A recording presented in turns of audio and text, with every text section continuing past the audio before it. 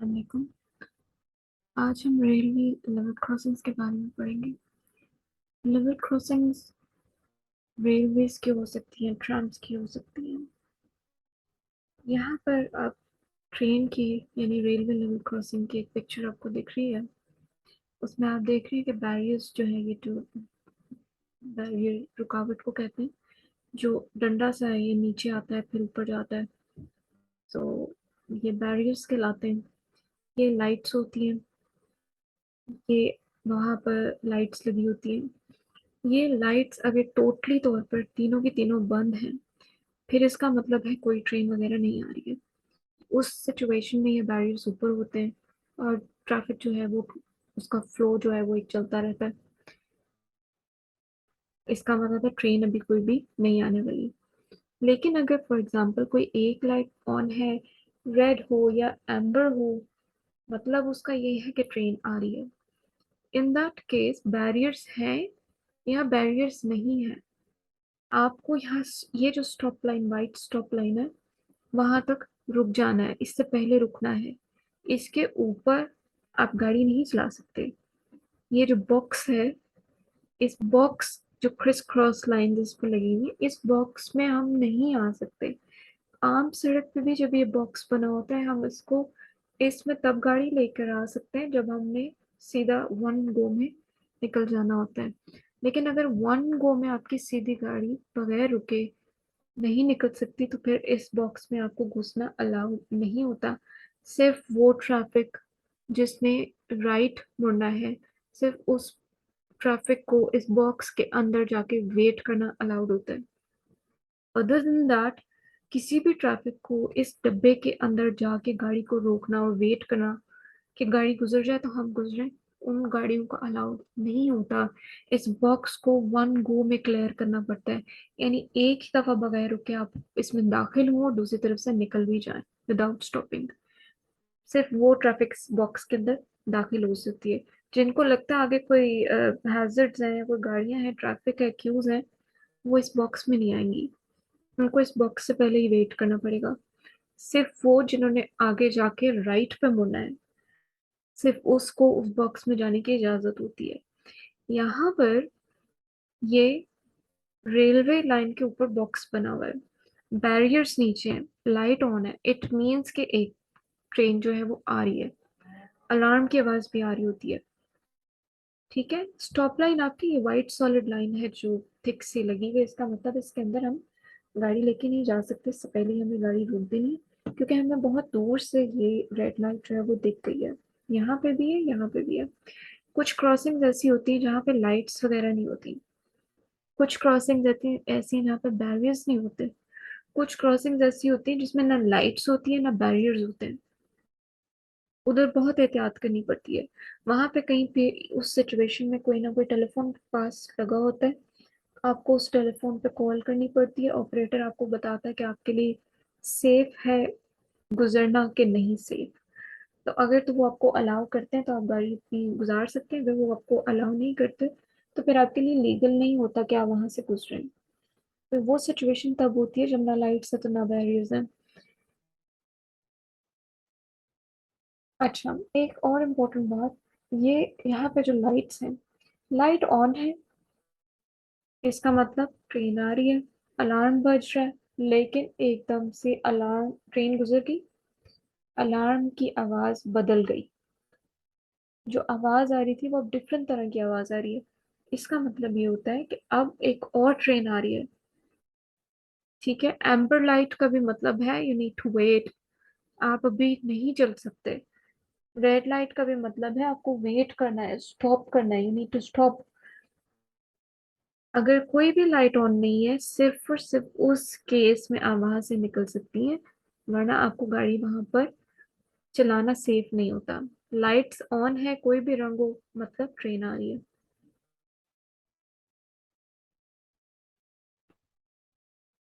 Right, you must not cross or pass a stop line when the red lights show। पीछे stop line मैंने आपको बता दिया, जो सॉलिड लाइन आपके सिग्नल्स, आम सिग्नल्स ट्रैफिक लाइट्स पे भी लगी होता है, सड़क पे नीचे लाइन, उस पे आपको रुकना पड़ता है। कहते हैं आप गुजर नहीं सकते जब तक लाइट्स रेड है, इंक्लूडिंग रेड पेडेस्ट्रियन फिगर। एक जो ग्रीन फिगर होता है, जो हम बटन दबाते हैं, तो एक ग्रीन आदमी दिखता है, एक रेड आदमी दिखता है। तो जब रेड आता है तब हम रुकते हैं, और जब ग्रीन आता है तब हम चलते हैं। कहते हैं अगर वो भी आपको दिख रहा है, आपको ट्रैफिक लाइट्स पर नजर नहीं पड़ी किसी भी रीजन की वजह से, तब भी आपको रुकना है वहां पे। Also do not cross if an alarm is sounding. तब, और अगर आप एक और सिचुएशन में आप क्रॉस नहीं कर सकते जब अलार्म बज रहा है। अलार्म की भी आवाज आती है ना लेवल क्रॉसिंग्स पे। तो आपको अलार्म की आवाज आ रही है, इसका मतलब है ट्रेन आएगी। और द बैरियर्स बीन लोअर, या जो बैरियर्स वहां पे डंडे जो ऊपर नीचे होते हैं, अगर वो लगे हुए हैं, नीचे आ रहे हैं, इसका मतलब है अब आप नहीं गुजर सकती। The tone of the alarm में change if another train is approaching. जो अलार्म है उसकी भी आवाज बदल जाती है। एक ट्रेन गुजर गई, अलार्म बंद होने के बजाय डिफरेंट तरह का अलार्म बंद बजना शुरू हो गया। इसका मतलब है कि अभी आपको रुके रहना है, एक और ट्रेन आ रही है। देयर नो लाइट्स, अगर फर्ज करें कोई लाइट्स नहीं है, अलार्म्स नहीं है, और बैरियर्स नहीं है। Stop, look both ways and listen before crossing. लेकिन क्योंकि ट्रेन की आवाज होती है जो बहुत दूर से हमें आ जाती है, तो वो ये कहते हैं कि आप वहां पर रुके, आवाज को सुने, आवाज आ रही है तो रुके रहें, फिर क्रॉस करें बाद में। A tactile surface comprising rounded bars running across the direction of distant travel may be installed on the footpath approaching a level crossing to warn visually impaired people of its presence. जिन लोगों को नजर नहीं आता, visually impaired लोग हैं, बहुत कम नजर आता है, कम कम दिखाई देता है, या वो जो बिल्कुल ब्लाइंड होते हैं, उनको ट्रेन का कैसे पता चलेगा? उनके पाँव के नीचे उनको टैक्टाइल पेविंग जो है वो फील हो जाएगी। टैक्टाइल पेविंग आपको मैंने पिछले बहुत दफा बताया, इस तरह के राउंड स्टड्स की तरह के होते हैं, लंबे लंबे भी होते हैं। इसके डिफरेंट काइंड्स हैं। तो विजुअली इम्पेयर्ड जो लोग हैं उनको डिफरेंस पता है, उनको पता है कि पैर के नीचे किस तरह की चीज फील हो तो आगे क्या चीज है। और आगे वो कह रहे हैं टैक्टाइल पेविंग, जहां तक ट्रेन के रुकने का जगह है वो पूरे फुल लेंथ तक उतनी, उस जगह तक टैक्टाइल पेविंग बिछी होती है, ताकि उनको पता लगे कि इसके आगे ट्रैम की जगह है। The tactile surface should extend across the full width of the footway। जितना पैदल चलने का रास्ता है, ट्रैम ट्रैम के साथ डिस्टेंस के चलने की जितनी जगह है, वो जहां तक रास्ता उनका खत्म नहीं होता तब तक उनकी टैक्टाइल पेविंग भी बिछी रहती है, एंड टैक्टाइल पेविंग भी वहां तक होती है। And should be located at an appropriate distance from the barrier projected line of the barrier। और जहां तक लाइन, स्टॉप लाइन नहीं आ जाती, जहां तक जहाँ जिस लेवल पे जाके, जिस पॉइंट पे जाके ट्रेन रुक के अपना डायरेक्शन चेंज करके किसी और साइड पे जा रही है, वहां तक पेविंग होती है, ताकि अगले को पता लगे कि भाई यहाँ तक ट्रैम्स आ जा रही हैं। वीडियो है थोड़ी सी, मैं आपको दिखा देती हूँ, जितनी दिखानी इम्पोर्टेंट है। सिर्फ सुने और देखें कि ओके। अलार्म की आवाज में जाती हूँ, बस आपको दिख जाए, सुनाई दे या नहीं।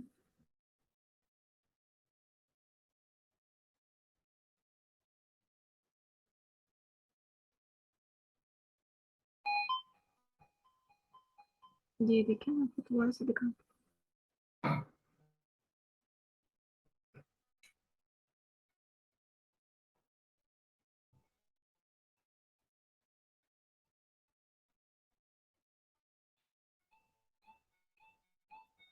इस तरह के मिनिएचर लाइट्स भी होती हैं, छोटी छोटी लाइट्स।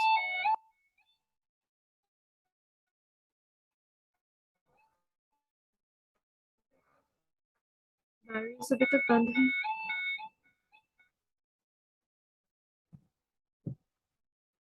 ना, इट सेज इट्स क्लियर।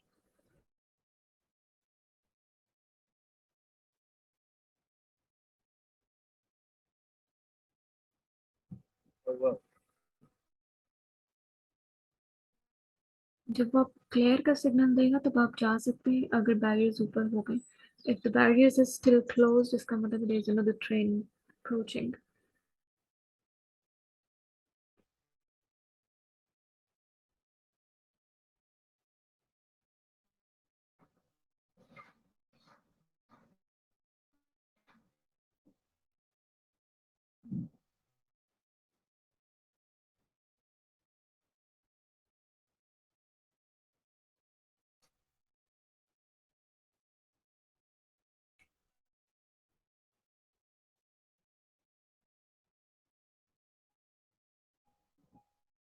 ये बॉक्स है, इसमें आप नहीं जा सकती, इस स्टॉप लाइन पे आपने रुकना है।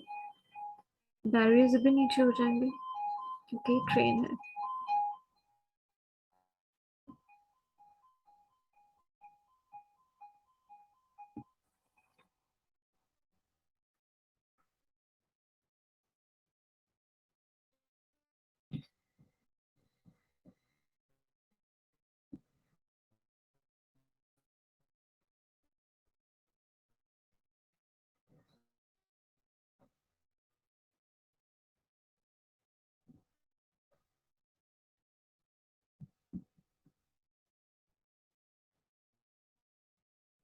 ऐसे बैरियर्स ऊपर हो जाते हैं। लेकिन अगर बैरियर्स ऊपर नहीं हो रहे और अलार्म की आवाज़ अभी तक आ रही है, लेकिन इस दफ़ा भी डिफरेंट अलार्म है, इसका मतलब ये है कि अब एक और ट्रेन आ रही है। ये भी सेम वीडियो है, आई थिंक उसको दिखाने की ज़रूरत नहीं है। ये टैक्टाइल पेविंग इस तरह की भी होती है लेवल क्रॉसिंग्स पे।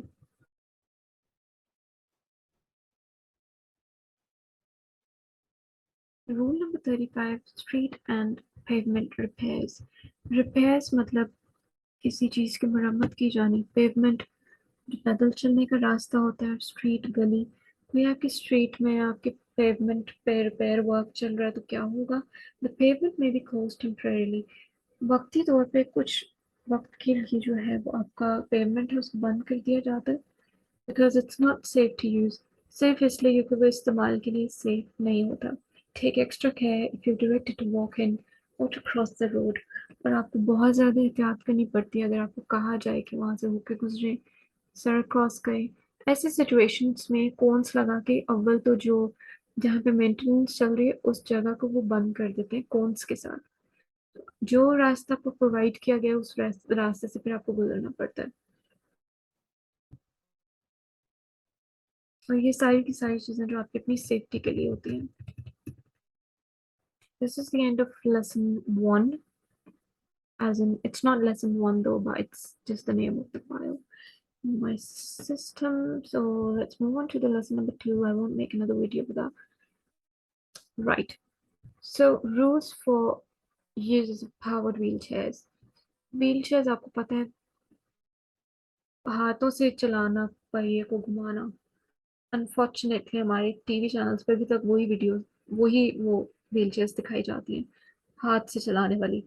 सो वो मैनुअल व्हीलचेयर है, that is called class one. तीन क्लासेस व्हीलचेयर्स की आप पढ़ेंगे यहाँ पे, जिसका हमें ज्यादा पता है। ये देखें, ये वाली हमारे टीवी चैनल्स पे अभी तक दिखाई जाती है, ये क्लास वन है। ये वाला जो व्हीलचेयर है ये पेवमेंट पर चलने के लिए है। ये किसी सूरत भी सड़क पे तो नहीं आ सकती, मोटरवे पे भी बिल्कुल नहीं जा सकती। ठीक है, दूसरी होती है class two. Class two wheelchairs जो होती हैं उनकी शक्ल किसी भी किस्म की हो सकती है, डिफरेंट कंपनीज हैं जो बना रही हैं। ये भी powered wheelchair, it's not a wheelchair though, but it is kind of powered scooter maybe. तो जो भी पावर्ड इस तरह की चीजें उसकी दो कैटेगरीज होती हैं, एक टू है और एक थ्री है। जो टू वाली है ना उसकी स्पीड लिमिट रहती है 4 माइल पर आवर। यानी 1 घंटे में मैक्सिमम वो 4 मील भाग सकती है। क्लास टू वाली की बात करें, उससे ज्यादा वो स्पीड नहीं कर सकती। और क्लास टू हमेशा हमेशा पेवमेंट्स पर रहती है। क्लास टू को सड़क पे लाने का परमिशन जो होती है वो नहीं होती। क्लास थ्री जो है, क्लास थ्री थोड़ा हाई पावर होती है। ये 8 माइल पर आवर पे भाग सकती है। ये इस्तेमाल होती है रोड्स के ऊपर भी और पेवमेंट्स के ऊपर भी। लेकिन पेवमेंट पे जब ये जाएंगे और ज्यादा लोग हैं तो ऑब्वियसली लोग चल रहे हैं तो उनके बीच में आप 8 माइल पर आवर पे अपनी स्कूटर भगाना नहीं शुरू कर देंगे। और ना ऐसी किसी सड़क के बीच में इस टाइप की पावर्ड व्हील चेयर्स को या स्कूटर्स को लाया जा सकता है जो कि जो हाई स्पीड रोड्स हैं, लाइक मोटरवेज हैं, कैरेजवेज हैं। वहां पर मोटरवेज पे खासतौर पे इनको लाने की इजाजत नहीं होती। इसको कहाँ किस तरीके से चलाना है अब इसके बारे में थोड़ा पढ़ते हैं. There is one class of manual wheelchair called Class 1 invalid carriage and two classes of power wheelchair and powered mobility scooters. एक क्लास जो होती है वो कहलाती है मैनुअल व्हीलचेयर यानी कि हाथ से पहिए घुमाने वाली वो, और बाकी पावर्ड होती है उसके अंदर बैटरीज लगी होती हैं, उनको हम कहते हैं जी पावर्ड व्हीलचेयर्स. और इसी तरह के मोबिलिटी स्कूटर्स भी होते हैं. Manual wheelchair and class 2 vehicles are those with an upper speed limit of 4 mile per hour.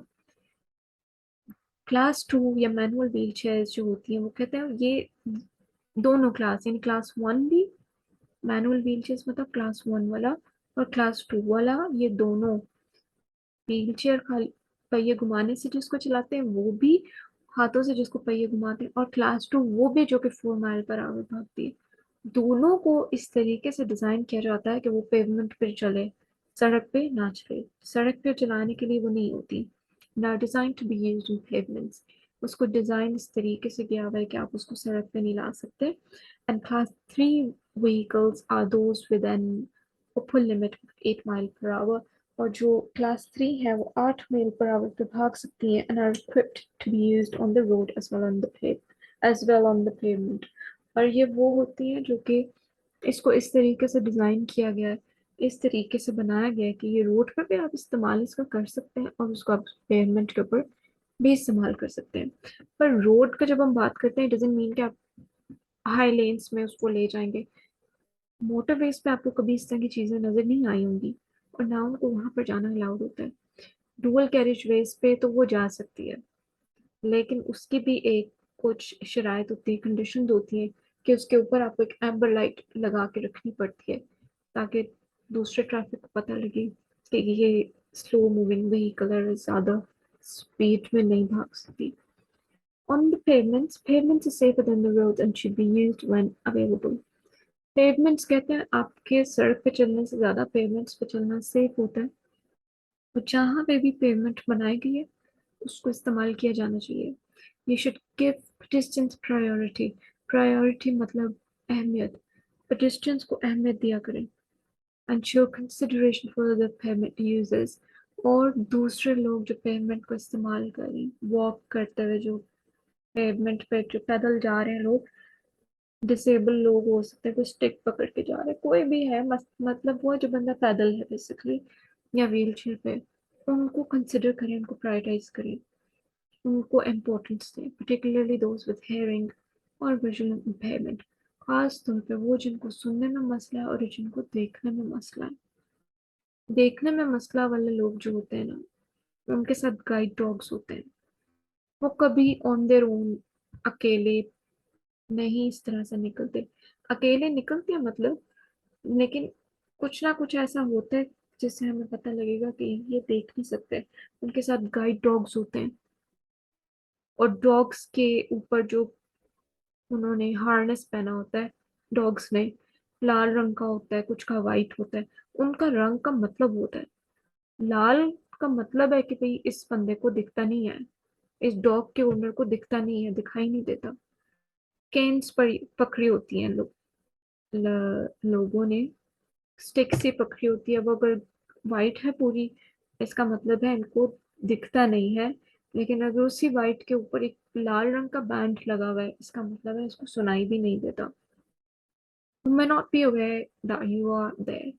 कहते हैं विजुअली इम्पेयर लोग होते हैं, हेयरिंग इम्पेयरमेंट वाले लोग होते हैं, जिनको ना सुनाई दे रहा है ना दिखाई दे रहा है, वो भी पेवमेंट इस्तेमाल करें तो उनको नहीं पता चलेगा कि आप वहां पर हैं. कुछ साइकिल वाले पेवमेंट्स के ऊपर चढ़ जाते हैं तो पेवमेंट्स पे वो अगर उसकी बेल भी रिंग करेंगे तो वो हो सकता है कोई बंदा सुने ही ना, क्योंकि उनको हेयरिंग इम्पेयरमेंट है. तो खुद आपको दूसरे को कंसिडर करना ये एक अच्छा तरीका होता है. Powered wheelchairs and scooters must not travel faster than 4 mile per hour. कह रहे 4 माइल पर आवर से ज्यादा पेवमेंट के ऊपर या कोई भी ऐसा जगह जहाँ पे पेडिस्ट्रियंस पैदल पैदल चलने वाले लोग हैं, वहां पर 4 माइल पर आवर से ज्यादा अपनी सवारी की आप स्पीड नहीं कर सकते. मतलब व्हील चेयर्स की, मोबिलिटी स्कूटर्स की. इवन दो कि उसके अंदर कैपेबिलिटी है कि वो 8 माइल पर आवर तक भी भागे, इवन देन आपने उसकी वो स्पीड नहीं करनी पेडिस्ट्रियंस के ऊपर, पेवमेंट्स के ऊपर, खास तौर पे तब जबकि आपको पता है कि वो जगह बाकी की संभाल करेगी. You may need to reduce speed to just other pavement users. आपको हो सकता है अपनी स्पीड को थोड़ा एडजस्ट करना पड़े, रिड्यूस करना पड़े, कम करना पड़े दूसरे पेमेंट यूजर्स के साथ मैच करने के लिए कि वो उनको आपकी मूवमेंट से कोई प्रॉब्लम ना हो, who may not be able to move out of the way quickly enough. किसी की जो है वो mobility scooter 8 mile per our पे भगा रहे हैं, पेवमेंट पे लोग पैदल चल रहे हैं, वो उनमें सीधा जाके टकरा सकती है. सो जो मोबिलिटी स्कूटर यूज करे उसकी जिम्मेदारी है कि वो उसकी स्पीड को डाउन करे और पैदल चलने वालों का भी ख्याल रखे. और where the pavement is too narrow, और कहीं पे पेमेंट्स बहुत नैरो होती है, तंग तंग जगह बनी होती है, तो कह रहे हैं 8 मील पर आवर पे भगाने का मतलब, स्पीड होने का मतलब ये नहीं कि आप उसको ऐसी जगहों पे भी 8 माइल पर आवर पे भगाओ जहाँ पे लोग पैदल चल रहे हैं, लोगों के जख्मी होने का डर होता है. तो इट डिपेंड्स, रोड कंडीशंस देखें, पेवमेंट कंडीशंस देखें, देखें कितने लोग हैं कितने नहीं, तो फिर उसके बाद जो है आप इस अपनी स्पीड एडजस्ट किया करें. When moving off the pavement onto the road, you should take special care. जब आपने पेवमेंट इस्तेमाल कर ली, अब आप पेवमेंट से उतर के सड़क पे जाने लगे हैं, कहीं पे भी जाने लगे हैं, बहुत ख्याल किया करें. ये यहाँ पर कर्ब्स होते हैं ना जो ड्रॉप्ड होते हैं, व्हील चेयर के नीचे उतरने के लिए थोड़ा सा स्लाइडिंग सा, यहाँ पर पेवमेंट थोड़ा सा ड्रॉप्ड होता है, नीचे को झुका हुआ होता है, यहाँ से आप इजीली अपनी व्हील चेयर को लेके, मोबिलिटी स्कूटर्स को यहाँ से लेके उतर सकते हैं. बिफोर मूविंग ऑफ, सड़क से यानी पेवमेंट से उतरते वक्त क्या करें, ऑलवेज लुक अराउंड, इर्द गिर्द देखा करें, make sure it's safe to join the traffic. और ट्रैफिक में जब आप घुसने लगे, बेशक एक पेवमेंट से दूसरे पेवमेंट पे जाने के लिए, जब आप बीच में सड़क से गुजर रहे हैं तो बहुत ख्याल किया करें. Always try to use the dropped kerbs. हमेशा जहाँ पे कर्ब ड्रॉप हुआ है उसको इस्तेमाल किया करें, even if it means traveling further to locate one.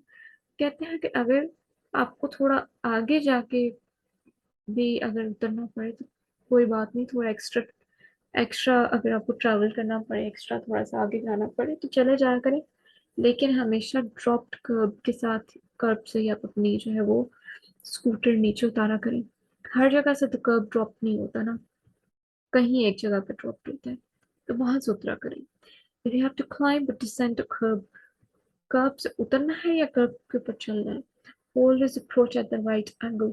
हमेशा सीधे एंगल से जाया करें, आपको पता चले पीछे से व्हील्स आपके सीधे ऊपर जा रहे हैं, टेढ़ा मेढ़ा करके गुजरेंगे तो इम्बैलेंस होके मोबिलिटी स्कूटर्स का भी उलटने का या इधर उधर गिरने का डर होता है. And don't try to negotiate a curb higher than the vehicle's manufacturer recommendation. जब व्हीकल आप कोई भी इस तरह के मोबिलिटी स्कूटर लेता है, आप उसको आपको उसके साथ बुकलेट मिलता है जिसपे उस डिटेल लिखा होता है कि इसको इससे ज्यादा ऊंचाई पे ना चढ़ाया जाए. तो वो कह रहे हैं कि ज्यादा ऊंचा अगर कर्ब है और आपको कहीं पे ये ड्रॉप्ड कर्ब नहीं दिख रहा, तो गलत एंगल से कहीं से भी चढ़ने की कोशिश ना किया करें, किसी दूसरे पेमेंट को यूज कर लिया करें जहाँ पे आप इजीली चढ़ जाएं, रिस्क ना लें, बेसिकली वो ये कह रहे हैं.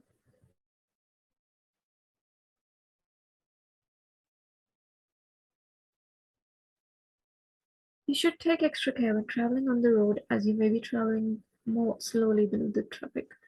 आप कहते हैं कोई भी व्हील चेयर वाला, मोबिलिटी स्कूटर वाला है, उसको पता है उसकी जो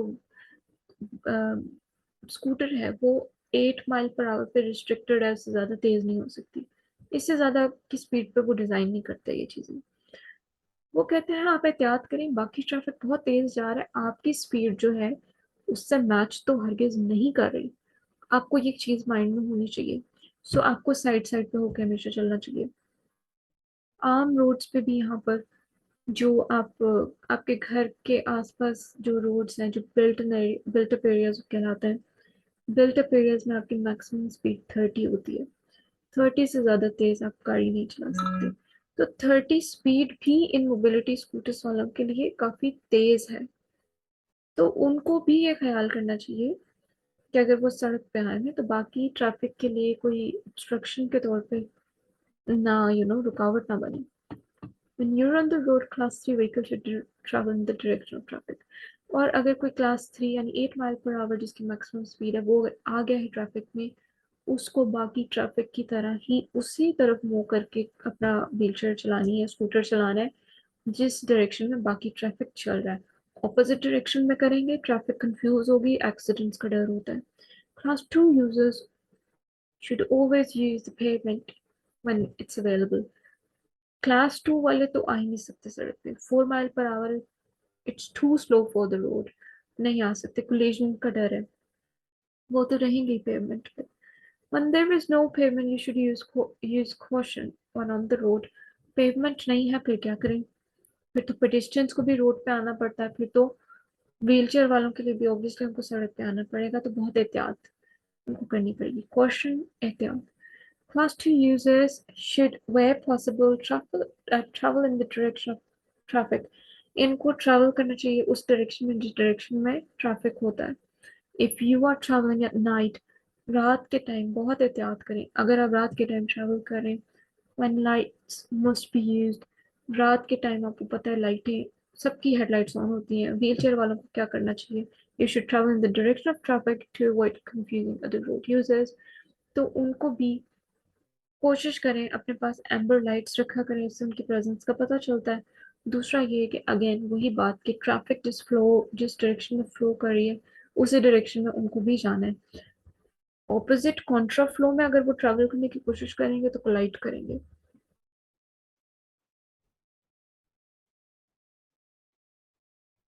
ये अब नेक्स्ट लेसन में करते हैं। अगर किसी ने लेसन्स लेने, मेरा व्हाट्सएप नंबर यहीं कहीं आपको मिल जाएगा, तो 0741311780, और ईमेल कर सकते हैं trinityonlinecourse@gmail.com or ukonlinetutor@gmail.com. So yeah, bye.